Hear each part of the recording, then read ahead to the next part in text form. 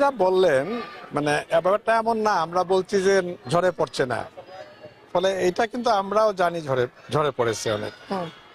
আর আপনাদের আমি ধন্যবাদ জানাই যে আপনারা আমাদের বিভিন্ন খান থেকে রিপোর্টিং এর মাধ্যমে আমাদের সমস্যাগুলো তুলে ধরেন। এই বিষয়টা আমি খুবই অ্যাপ্রিসিয়েট করি।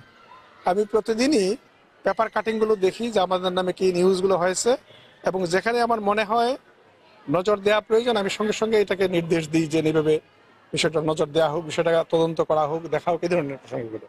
ফলে আপনি যা বলেছেন আমি আহ্বান জানাবো আপনাদের সবসময় আমাদের সমস্যাগুলো আপনারা তুলে ধরবেন। এটা আমি অ্যাপ্রিসিয়েট করি, কারণ এটা আমাদের কাজগুলো ঠিক করতে সাহায্য করে। ফলে ঝরে পড়ছে কেন, এর অনেকগুলো কারণ আমরা পেয়েছি খুঁজে। একটা গুরুত্বপূর্ণ কারণ আমাদের ছিল কোভিডের সময়ে, যেটা বিভিন্ন স্থানে রিপোর্টেড হয়েছে যে কোভিডের সময় আমাদের স্কুলগুলো বন্ধ ছিল, পাশাপাশি কিছু কিছু অন্য ধরনের শিক্ষা প্রতিষ্ঠান চালু ছিল। ফলে এটা একটা কারণ ছিল। আমরা ঝরে পড়ার আরেকটা কারণ দেখেছি যে অনেকগুলো জায়গা আছে যেখানে বাপ মারা চাকরি করেন, বাচ্চাদের স্কুলে নিয়ে আসা নিয়ে যাওয়ার যে সময়টা প্রাইমারি স্কুলের সঙ্গে তাদের টাইমিং মিলে না, ফলে তারা অন্য প্রতিষ্ঠানে দিয়ে দেন যেখানে বাচ্চাদের রাখার সুযোগ রয়ে গেছে। এর বাইরে আর কিছু সমস্যা রয়ে গেছে, মেকানিজম আমাদের এখনো ডেভেলপ করে নাই। ফলে এইসব অনেক রকম কারণ আছে যেগুলা মিলে আলটিমেটলি আপনি ফলাফল পান যে বাচ্চারা মানে ঝরে পড়ছে।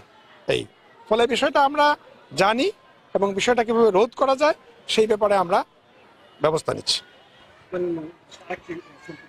হচ্ছে যে নদী বর্ধিত এলাকা প্রতি বছর বিপুল সংখ্যক বাড়ি বাস চলে যায়, সেক্ষেত্রে শিক্ষার্থীরা মাইগ্রেন্ট হয়ে যায় অন্য জায়গায়, এখানেও ঝরে পড়ছে। তো আমরা এতগুলো যখন প্রতিবেদন করেছিলাম তখন জেলা প্রশাসনের কাছে একটা সুপারিশ করেছিলাম যে ঝরে পড়া শিক্ষার্থীদের রোধ করার জন্য নদী তীরবর্তী যারা আছে তাদের জন্য আলাদা কোনো প্রকল্প করা যায় কিনা, যে প্রকল্পের আওতায় তারা যদি শতভাগ সরকারি প্রয়োজনের আওতায় আসে তাহলে তাদের ঝরে পড়া রোধটা অনেকটাই কমে যাবে। তারা যেটা বলেছিল যে বিভাগীয় কমিশনে সেটা পাঠিয়েছে।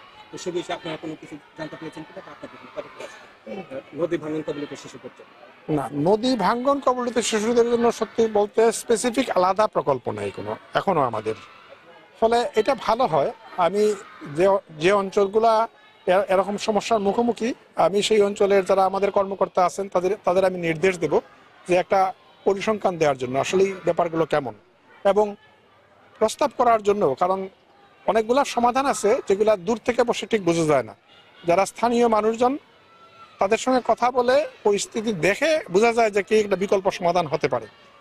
আমি সে ধরনের প্রস্তাব দিতেও বলবো এবং সেই অনুযায়ী আমরা কি ব্যবস্থা নিতে পারি দেখবো আমরা। ধন্যবাদ।